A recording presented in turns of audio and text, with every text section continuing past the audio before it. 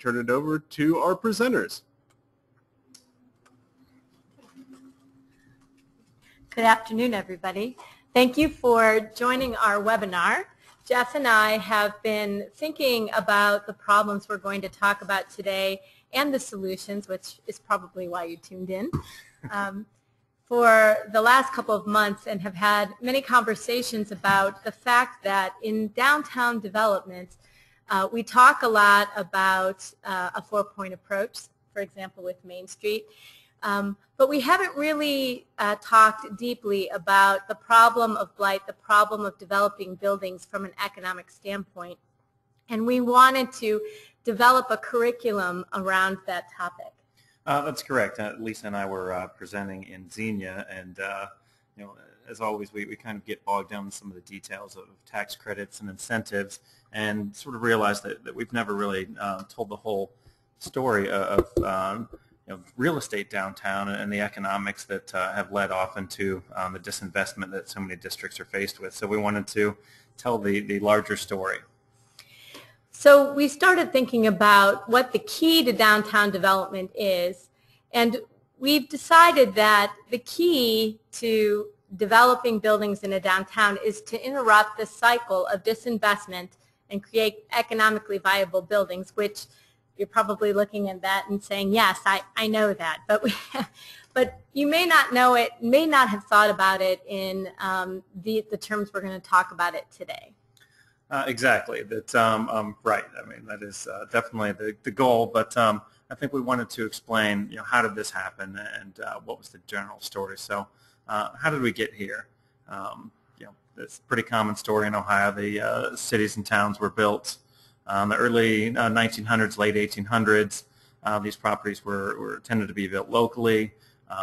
They also had certain design standards that were used back then, and you know, it's oftentimes a little. We still hear the argument today of like, well, design standards, and these buildings were all built to certain local standards, so there's a lot of sense in trying to retain those standards and keep that high quality. And as we say, so buildings were developed and owned locally, typically by families with some wealth, department stores, office buildings. Many times the buildings were multi-use with a mix of commercial, retail, and residential. Rarely were they, typically the stores were built all to be a store, but most every other building had residential in maybe perhaps the third floor, the second floor, office space, and retail on the bottom. But as you know, what happened over time is these communities did not uphold their design restrictions, and in the 50s and 60s especially, we began to see inappropriate treatments of facades and interiors. And I always like to say I want to meet the guy who sold all of the inappropriate fronts on downtown buildings, because that guy got out of Ohio and made a lot of money. Right, and when the buildings were built, they were used by the builders generally. I mean, the person that owned the building either lived in or worked in the building, or oftentimes both. Yet over time, that changed. You know, second, third, fourth generation owners oftentimes won't even live in the building, or possibly not even in town. So they really don't have that same interest as the original owners, and that's problematic in one building, but a district could survive that. When you have it in 50% of the buildings, it's incredibly damaging for the whole city. So as we know, new became better, and although they kept the building, they put new fronts on them. In the 60s, we had mall development and commercial strips, primarily on the edge of smaller towns, or if we are talking about our big urban areas, out into the suburbs. We still are suffering from that, the mall development and commercial strips, which are built and then taken down or empty within cycles of 10 to 20 years. We know greenfield development on the edge of town for certain types of uses. Many of your downtowns may have actually had industrial buildings in the downtown. A lot of that was moved out into industrial parks. And then that the highway system and suburban development certainly further affected downtown as people were in search of the newest and best. Jeff already mentioned that Also, many of these buildings became inherited by multiple children. We come across many buildings in downtowns that are condoized, where a different owner can be had for each floor or parts of floors.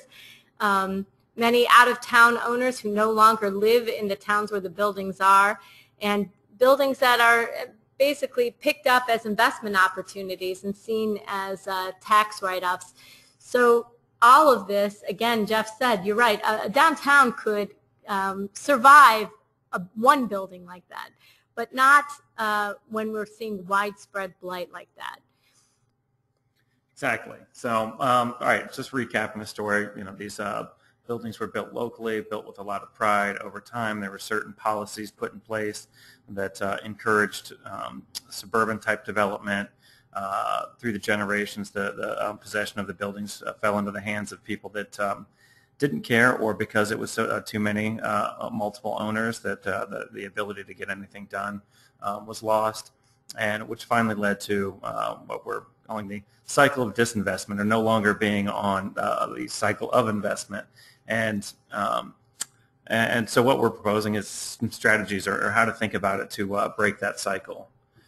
And what this graph attempts to explain is that real estate throughout the course of time increases in value, and that's generally been the case. There are a few exceptions to that. As time passes, real estate tends to go up, and that's just the trend. But unfortunately, what we've seen is that in downtown, as we mentioned, when you have a large percentage of the property owners all stop maintaining their building, all of a sudden that no longer is the case, and property values no longer continue to increase in a district. So so you have a property owner that develops, that builds their building, that building gets leased, which brings in enough income for the property owner to maintain the building, and the building increases in value, giving the property owner more money to invest and maintain. When any one of these arrows is interrupted, then we have a building that begins to go into decline. So if an owner chooses not to reinvest or doesn't have money from that particular building to reinvest, it's unlikely that they'll be able to get a market rate lease. So they may be able to lease, but to the types of businesses or enterprises that are not generating a lot of cash, or it goes vacant, which means less money to maintain the building and decrease. And unfortunately, we all are familiar with how that happens in our downtowns. So when the property owner breaks the cycle, the district retains value, and the cycle continues. When one property owner, which happens. I mean, that's certainly the instance. It's the same in a neighborhood as well as a downtown, that a district can survive losing value in one property. The other properties uphold that value, and that building then actually becomes a nice opportunity for somebody to purchase something at a discounted value. But when you've got, say, a majority of the property owners all in a district, all not investing, what happens then is the value within all the properties goes down to a point that it no longer makes any fiscal sense to try to invest in that property. I think the other thing I want to point out here, too, is that it's been my experience over 20 years that it takes more than one property owner to invest in his building or her building. And it really has to be, as much as possible, I think one owner can start to break that cycle. But if you have several buildings that are in need of investment and need to be kicked back on into the investment cycle, we have to, as people who are concerned about the downtown, who want to see it redevelop, have to do as much as we can to get other property owners as well to invest at the same time. Because I've seen it time and again where you've had a property owner go in and do one or two buildings, and things start to happen, but then things fizzle out if other property owners don't move forward in kind. And just touching again once more on this cycle, I mean, the idea that if any one of those steps doesn't happen, that it does spin out of control. If the property owner or if the property isn't maintained anymore, then as Lisa mentioned, the types of businesses willing to lease are going to decline. and then it's going to continue to have maintenance issues and continue to decline, and you'll have worse and worse tenants, all kind of leading to the point where the building is losing value so fast that it becomes almost too hard to try to repair, or too cost prohibitive. And the cost of vacancy, I mean, this just isn't a price for the particular property owner, but the price for a whole municipality has really suffered when a building is allowed to remain vacant. It's incredibly expensive just in reduced property values, not only of the building, but of the adjacent buildings, of the adjacent neighborhoods. Those buildings don't generate any income tax. They certainly don't generate any sales tax. And there's the less tangible side, which is the civic pride that's hurt, that people certainly can't be proud of a downtown full of blighted buildings, or tend to have a hard time to, as well as it's not attractive for new businesses and not attractive for tourism as well. So as we've said in the past too, a downtown is the heart of a community, and if the community doesn't have a heart, or it's become a black hole, it has so many more costs that spread through the community in the way of people don't want to live there. When people don't want to live there, then there's additional loss of property tax, harm to the neighborhoods, as Jeff said. And it's very difficult to attract any new businesses or companies into a town where the downtown isn't vital. So as we mentioned back before, the how the property drops in value, and I kind of touched on the idea that it becomes too expensive to repair. Well, it's important that we just have this example of a Proforma, but that property owners realize that there's a real science to how this works, and you have to understand the numbers that go into a project. What's it going to cost to renovate a building, and what's the expected return on that building, so that at least a educated decision is being made using real numbers. So the cost to renovate a building is relatively fixed.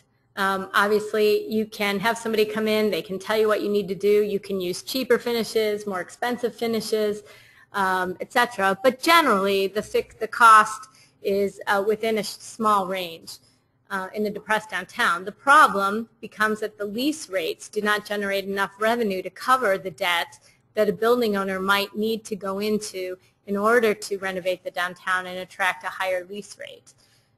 And why this matters, I guess, is that so often we will run into community leaders that sort of are throwing up their hands and wondering why. Why is this great building sitting empty? Why isn't anybody renovating it? What's the problem? Well, in, say, a German Village or Short North, for two examples here in Columbus, lease rates are pretty stable and pretty high, and you know that at the end of the day, the cost to renovate that building will be covered by the lease rates that you can command. That being said, that in a downtown that's pretty blighted, or that's seeing rampant disinvestment, the cost of construction is pretty similar to that in Short North or German Village, yet the lease rates are often so low. So if it's $100 to renovate a building, regardless of where you are in the state, but lease rates are $25 a square foot here and $4 a square foot there, there's a huge problem, and really doesn't make it fiscally feasible to try to renovate that building. You could also be in an area like a Short North, an Over the Rhine, a Worcester, a Medina, somewhere where there's a healthy downtown, and having a single building where maybe the lease rates in that area can be pretty high, but the physical condition of the building is just so far gone, and the maintenance has been absent for so long that those healthy lease rates still may not be able to cover the full investment of returning the building to an economically viable state. So again, we kind of wanted to hit on the idea of the Proform, that it's critical that not only community leaders, but of course the property owner has to be aware of what goes into it. Why isn't what's it look like? What all money has to go into renovating a building, and what can possibly be expected for that building to generate? And that's why we really are trying to hammer on the idea of know the number. What is the difference between the cost to renovate a building and the revenue the building will generate? And that ultimately is what decides whether or not a building gets done. Developers we'll use these to determine, is the building profitable enough to redevelop, and that, is what determines whether or not they move forward with it. So if you have done a pro forma, and many times I've run across many building owners who know how much it's going to cost them to renovate the building, not necessarily sure who they're going to lease to, maybe not sure what the market will bear as far as the types of businesses, if they're going to renovate some of the property for housing, if commercial. You have to know what all of the leasing and rental amounts are to do all that. I come across many building owners who have not thought through that all in the beginning. And the unfortunate thing is, when you're developing a building, you cannot have the build it and they will come mentality. It has happened, I know. Everybody can point to a building where perhaps somebody became their mission in life to renovate a building, and they did, and it did become successful, and perhaps it brought in unique businesses and all of this. But that is something that happens few and far between. And I think the purpose of going through all this for us and for you is we have to work with property owners to have them understand how you develop a building, which is something altogether different. So once you know what the number is, there has to be other ways to cover that gap, because obviously the lease rates aren't going to cover it. So now we want to look at what kinds of incentives and what kinds of public financing typically can be used to bridge that gap. All right, and I think a good way that most people on the webinar will be able to relate that have worked in downtown redevelopment is the same as a new business opening up. I think we've all seen businesses that didn't have a business plan, and you knew early on that you could set your watch to the day that they close, unfortunately. But a pro forma is just the same as a business plan in real estate. As a business owner must know what they expect to bring in and how much their overhead is going to be and what kind of profit they're going to have.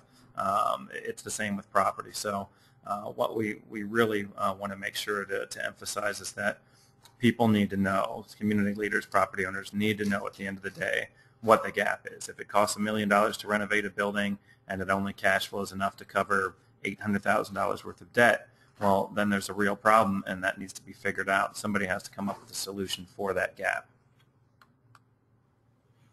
So some of the ways that the gaps are typically bridged are listed on this slide. We're going to talk a little bit about each one of them. So the first is an abatement. An abatement implies that a property is already being charged a property tax. And whatever that tax is, abating it, you're going to negotiate lowering it. Now, communities can make a decision to do this on a property-by-property basis. And I know many times a community feels uncomfortable with perhaps giving an abatement to one property owner over another. A community can look at creating a community reinvestment area, CRA, which would cover perhaps the whole downtown, so that those building owners who would make particular investments would all be eligible for the abatement. But a community has to think progressively, in that if you've got someone who has stepped up to renovate their building, and maybe other property owners have not as of yet, be willing to try to go ahead and do that, even if it's for just one property owner. So a tax abatement is a tool that communities have used to incent certain kinds of development as well. You can say, as a community, we want each building to have a certain amount of residential space on the top.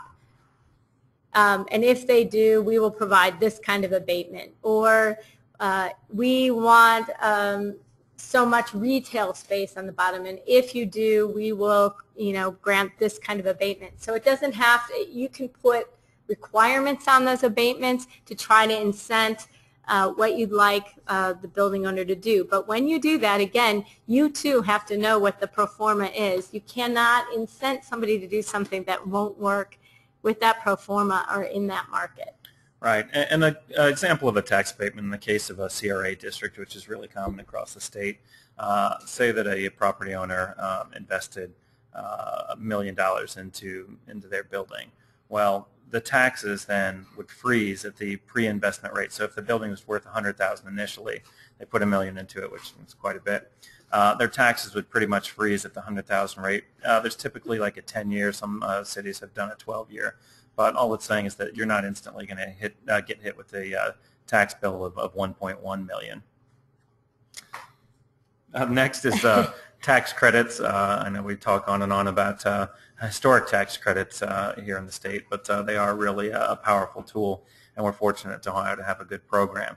So the concept here with historic tax credits, both state and federal tax credits, is that if you were to, when you invest in a building, the qualified rehab expenses, the money that goes towards architects, contractors, engineers, etc., is a tax credit then. You can get a tax credit on. So let's go back to the property owner that put $1 million into their building. Well, they followed the Secretary of the Interior standards. Those qualified rehab expenses of $1 million, they're going to get tax credits on. So the state tax credit is 25%. So $250,000 of that $1 million is going to come back in the form of the state tax credit. The federal tax credit is another 20%, so another $200,000 of that $1 million. So at the end of the day, on a $1 million renovation project, $450,000 will come back to the developer in the form of a tax credit. And the great thing about a historic tax credit is that they're transferable. You can sell those credits to large corporations and not have to wait to recapture that over the course of years. Other types of tax credits that can be used in a downtown, especially on bigger projects or multiple buildings, would be the low-income housing tax credit. That is a credit that flows over a 15-year period if you are willing to develop units that can be rented to people with income restrictions. These are typically going to be used, as I said, in a much bigger building where you're at least at 30 units of housing or more. Another potential tool is the new market tax credit. These are used quite a bit in the urban areas, but the kind of dirty little secret out there is that some of those tax credits are meant to be used in the more rural areas and are not getting used because there are not enough projects. So the key to this, though, is to make a new market tax credit worth the while of a developer using it. The project has to be somewhere in the $5 million plus range. Now, that doesn't mean there are projects in many of our areas that would hit that range. These two credits are typically used to attract additional equity as opposed to the owner themselves taking the credit. And actually, on the historic tax credit side, you can also use those to attract additional equity. And the way that's done is by syndicating those credits. So those are, we aren't providing a lot of information, going too much into that here because that would be a whole nother webinar. Maybe it will be. I see Devin looking at us. But just know that those are the three major credits that can be used, that are commonly used in a downtown. Next is low-interest loans, and stepping back a bit, I guess the way I find it helpful to think about is that if there's two columns on the pro forma, one's going to be your column for costs. What all goes into the cost of renovating the building, and then the other side is going to be income. What all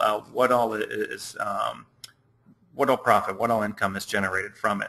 And basically what you're trying to do is get those two to balance. Again, like running a business, like balancing your checkbook, those two sides need to balance. And there's going to be instances where you can increase the income. More often, though, I think we need to find ways to decrease the expenses, and that's what we're looking at. And low-interest loans is another way of that. Anytime you're going to finance a project, there's going to be a cost, the cost at which you borrow the money. And that can be significant depending on the size of these loans. So to find a way to find low interest loan sources is a great way to try to reduce that first column. Revolving loan fund can be a common source, often held with counties. Sometimes banks in the area might do low interest loans or might pool their loans together. I think there were some instances of that happening in Worcester. I don't know of any other. I think the key with low interest loans, typically when I'm thinking of low interest loans, I'm thinking of loans through government programs. So when Jeff mentioned the revolving loan fund, there are several communities and counties across the state who have revolving loan funds that were seeded by a federal community development block grant program. The beauty of low interest loans or federally or government funded loans is that the reason why any government, local government or county would get into lending money is to take a little more risk than perhaps a bank is able to. And because when you're in control of those funds as a government, you can perhaps, first of all, lower the interest lower than what's on the market. You can negotiate the payback. You can defer the start of the payments by giving a developer perhaps 6 months after the completion of their project to lease up. And this kind of flexibility is all mitigating risk for the developer, but perhaps a bank isn't as willing or able to mitigate risk in that way for themselves. They're looking from the get-go to have no risk in their loans. And that's neither good nor bad. That's just how the system works. Next we have grants, which we're all constantly out chasing. But again, you think back to the column, how can we reduce that left side so it equals up with the right side? And grants are a good way, not necessarily, there's not necessarily a ton of sources, but it is definitely an important strategy to consider. Community development block grants have been used in a number of communities over the years to try to fund some of these projects. Local grants, local foundations can be a good source, and there's plenty of different sources out there, and probably too many to mention. But just try to consider what the project is going to be, what community sort of needs is it going to meet, and then look for grants that could possibly use to lower that left side of the column. And next is something actually we're currently working on, the Neighborhood Assistance Program, and we really hope that sometime in the next year we'll have this as another tool to try to make these projects more feasible. But we are currently a group of people working in different facets of community development and have been trying to work with the state legislature to get a neighborhood assistance program like some surrounding states have.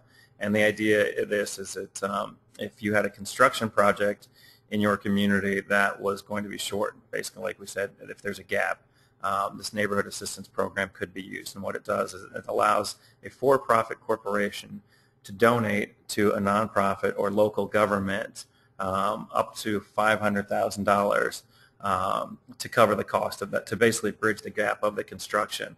And that for-profit corporation then is allowed to take up to, depending on the location, up to a 60% tax credit.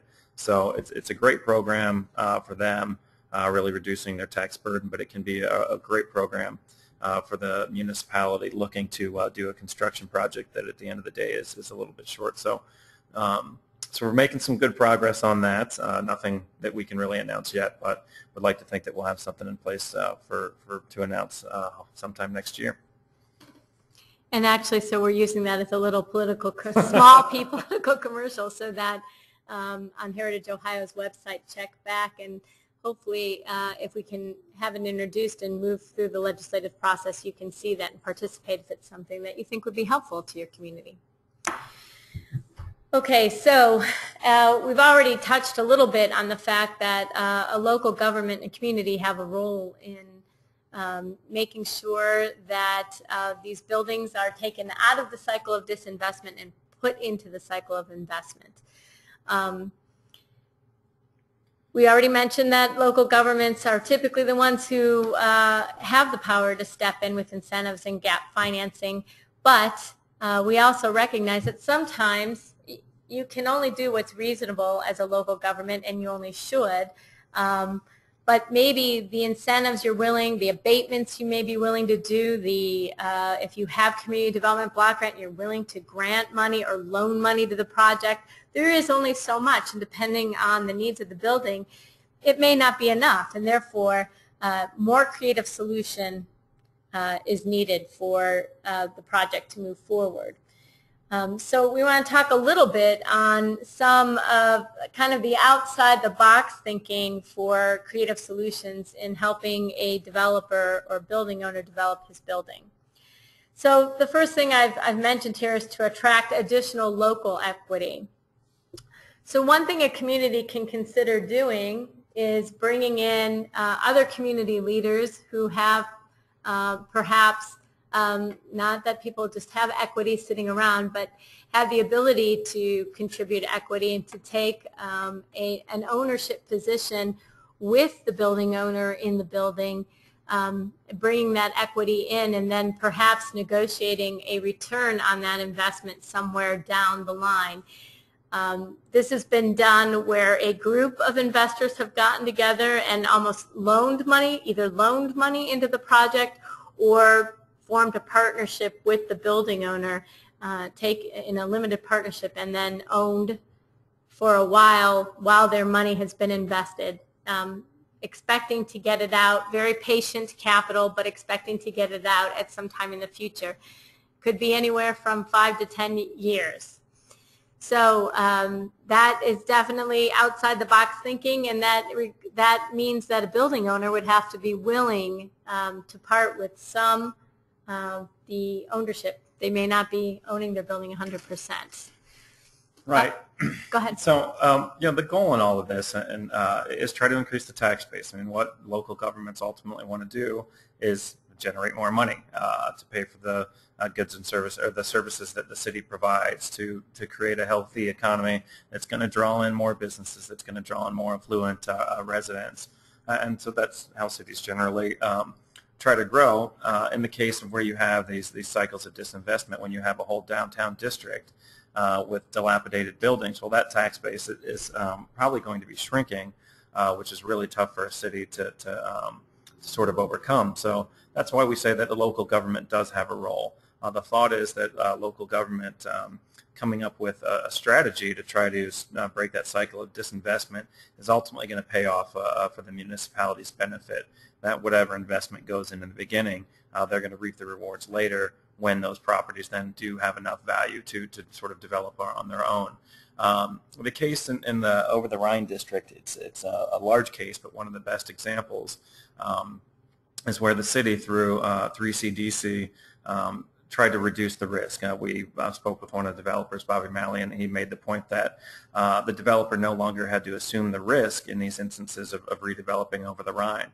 The city stepped in, created equity partners of some large Fortune 500 companies, contributed the money, and then the developers had, in essence, somebody else's money to play with.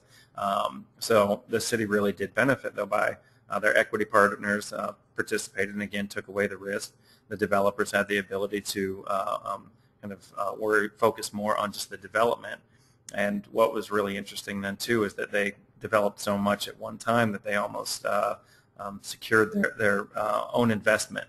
That in a way to renovate one house on a dilapidated block is a far bigger risk than to renovate 20 on a dilapidated block. And that's somewhat the approach they took in Over the Rhine. They did 400 units in the beginning, which really helped create its own market. So again, the city stepped in, decided to take away the risk. The developer then could focus on development, and then they protected or created their own market.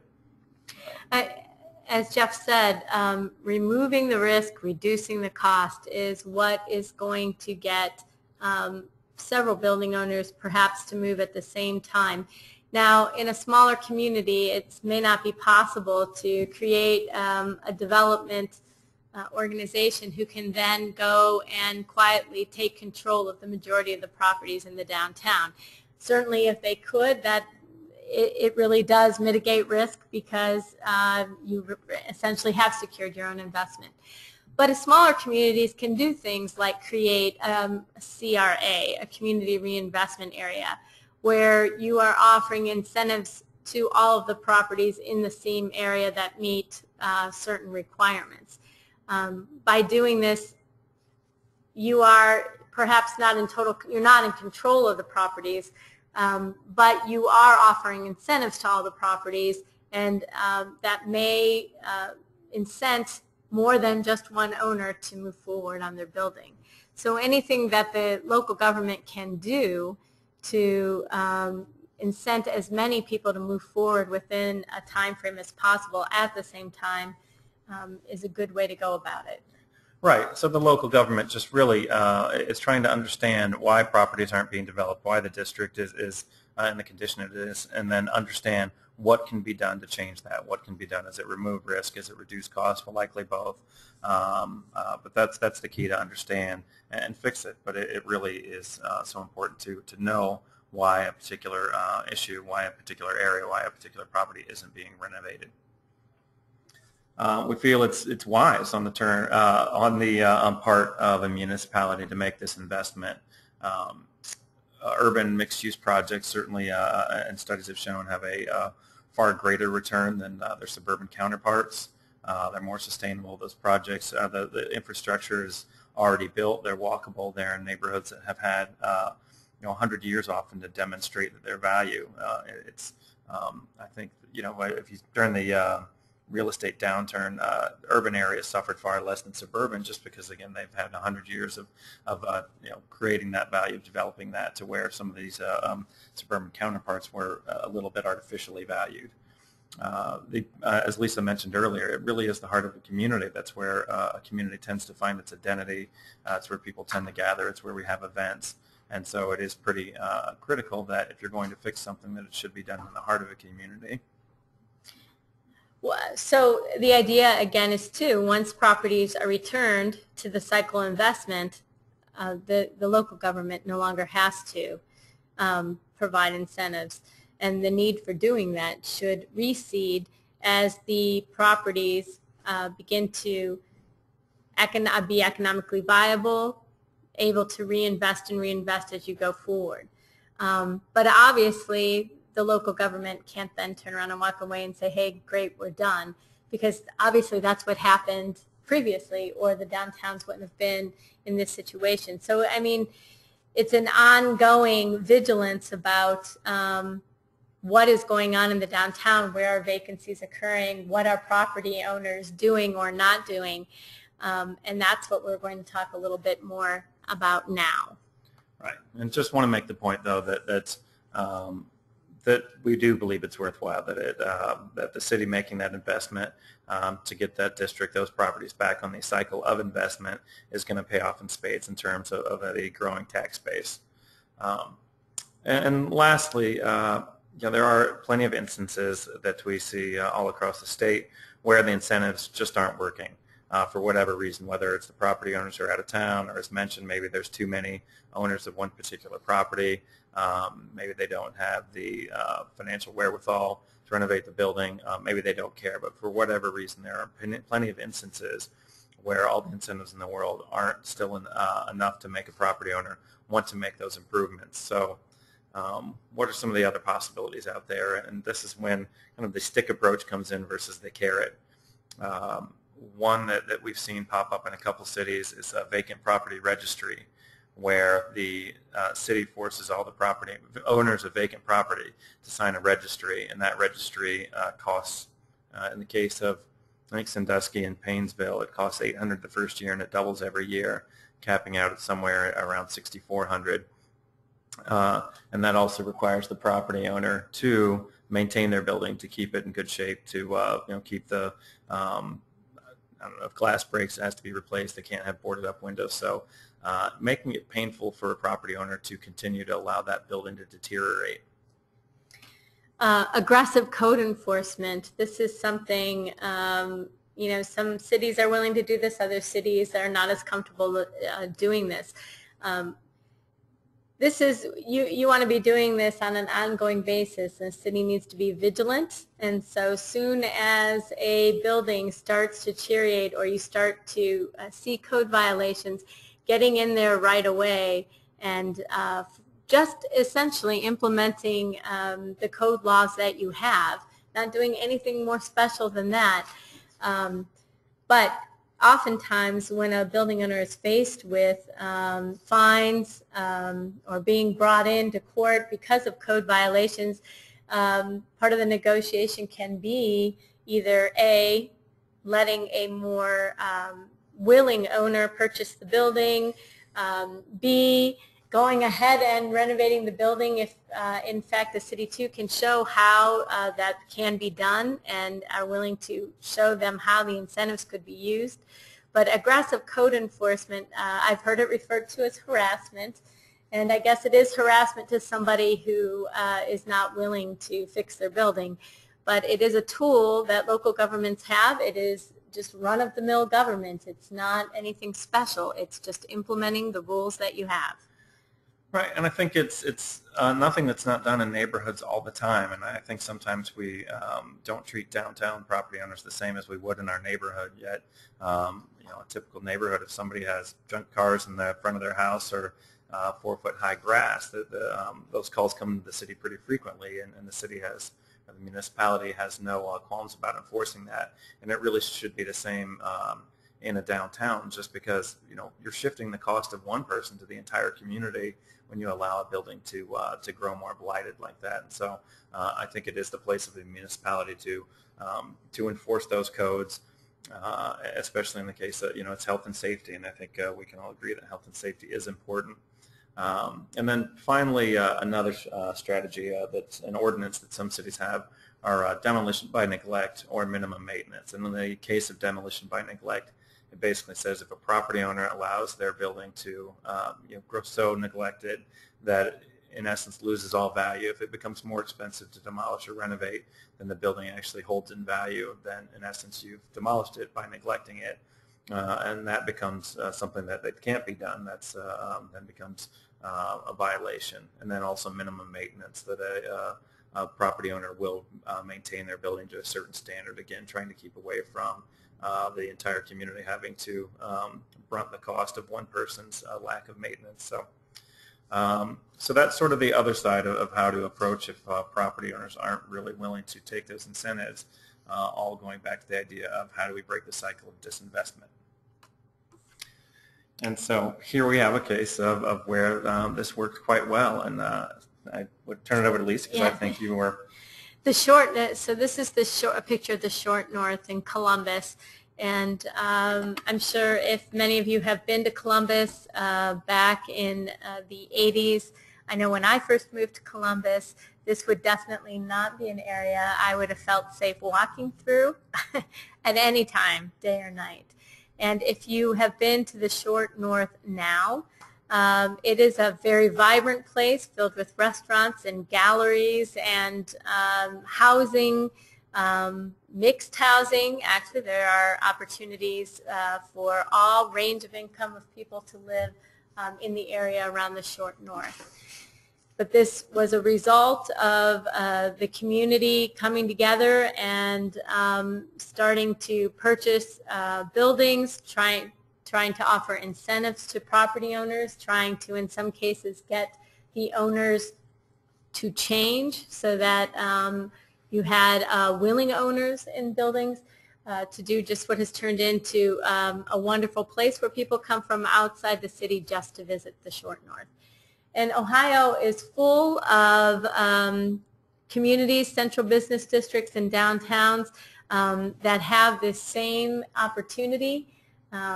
If people are willing to use the tools, both carrots and sticks, to move property owners towards that. And I think that the Short North is a particularly good instance where the city of Columbus made a large investment to try to bring this neighborhood back, and I think has reaped the rewards. It's a district that gets plenty of national attention, that has done so much in the terms of Columbus's image and how much more it's increased the our tax base, that it certainly has proven to be a good investment. So with that, we are done with the presentation portion, and we will turn it over to the question portion. So Devin will have to fix that for us. While Devin is doing that, I just wanted to mention, so Jeff and I are working, this is a very, very, very shortened version of a much longer curriculum that we are developing to be a multi-day presentation that we will be offering to people who own properties in Ohio's downtowns, but who don't know owning property and developing the property are two different things. And we'd like to make as many property owners in Ohio as we can into actual developers of their property. Yes. Thank you, Jeff and Lisa. And we'd like to thank the Ohio Capital Corporation for Housing, got it right this time, for agreeing today to participate in this webinar. We have a couple things to cover, a short commercial break, if you will. So please start sending in your questions if you have any additional ones, and we'll get those covered just momentarily.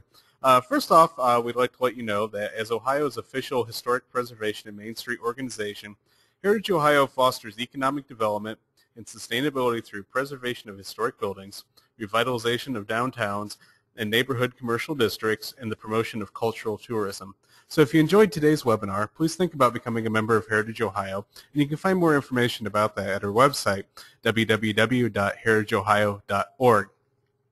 Now, we have a few upcoming events we'd like to let you know about. The first one coming up is on September 19th in Port Clinton, and it's our quarterly training on commercial and community branding. Should be an interesting one. That's in Port Clinton, Ohio, and it's available for AIA and AICP/AIA or APA credits, 5.5 to be exact. So if any of you are looking for credits, there's a great source for you. You can find more information about this event, again, at our website, www.heritageohio.org. Second of all, our next webinar is going to be on October 3rd. That's a Wednesday, back to our normal time, so you can find more information coming up shortly on our website about that. Third, we have some blogs about historic preservation and community revitalization we started, and you can find those weekly. Each staff member is taking a crack at writing blogs, so you can find more of those every Wednesday on our website, also on Facebook, Twitter, and Google+. So if you're a member of any of those, you can find that information on there as well. Finally, we have our next training coming up in Mount Vernon, Ohio on November 7th. And you can find more information about that coming up on our website once again. And that one is going to be covering design review. So a lot of you communities out there need a lot of assistance with design review, and you can find more information about that coming up shortly on our website. Okay, time for questions. The first question we have is from Megan, and is there a recommended boilerplate pro forma? There's not a boilerplate pro forma per se, but there are many places if you can get a starter pro forma. Jeff put one as part of this presentation that has the elements of what should be included in the pro forma.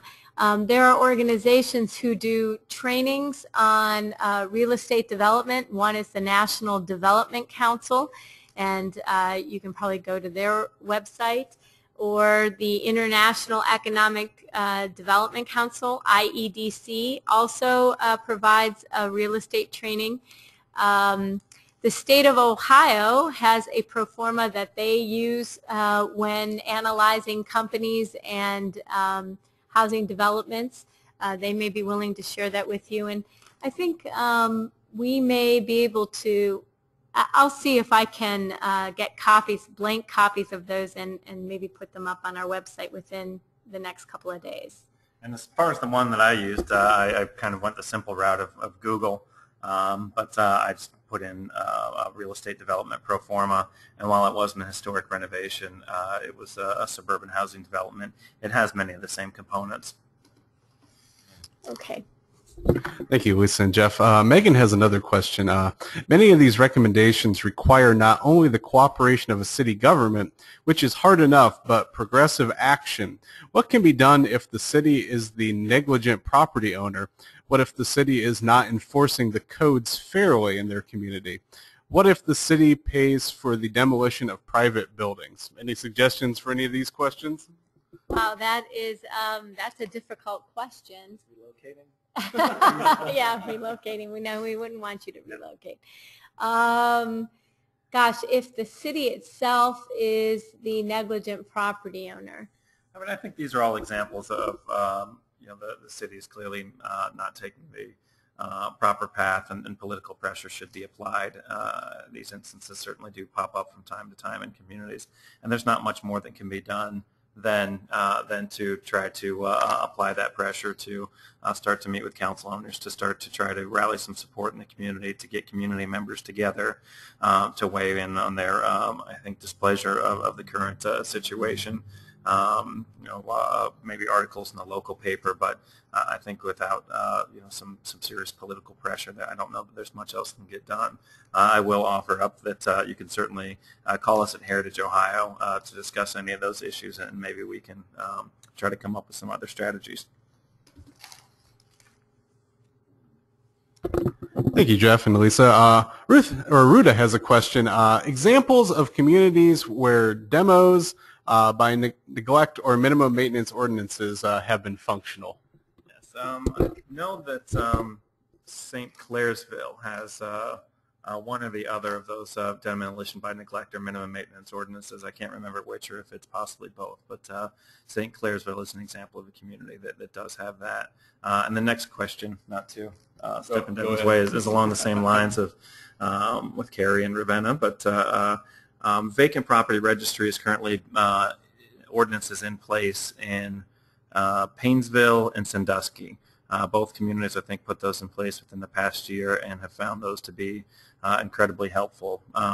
The training that we're going to have in Mount Vernon in November, we're really going to hit those topics hard, and we're going to have somebody from Painesville and Sandusky come down and present on what exactly they did and what has been the result so far. All right. If any final questions? Oh, we got a new one coming in. Another one from Megan. She would also like to suggest, wants to suggest that, like community reinvestment areas, National Register historic districts, bringing access to historic property owners, those are great first steps for historic surveys and things like that to do as well. And we definitely agree with you, Megan. Those are some good resources to start using. Any final questions? If not, we'd like to invite you to our next webinar, October 3rd. It's a Wednesday, 1 o'clock in the afternoon like usual. Just give you a few more seconds if any final questions are coming in. We have another one. Megan, what are the cities with DBN regulations? Demolition by neglect, if you didn't catch that. St. Clairsville is one I'm pretty sure of in the state of Ohio. Unfortunately, I can't think of any offhand, but St. Clairsville's you know that St. Clairsville has one, yeah. Yeah. All right. Any final questions? And if not, we'd like to thank Lisa and Jeff once again for doing this today. And you can find more information about this. And I shared the link with you earlier to get the presentation for today. And shortly, within the next week or so, we'll have the recording up if you'd like to share this with your community as well. And you can find that at the same location, just below the presentations is the video section of our webinar archive. We're not seeing any more questions, so thank you and have a good day.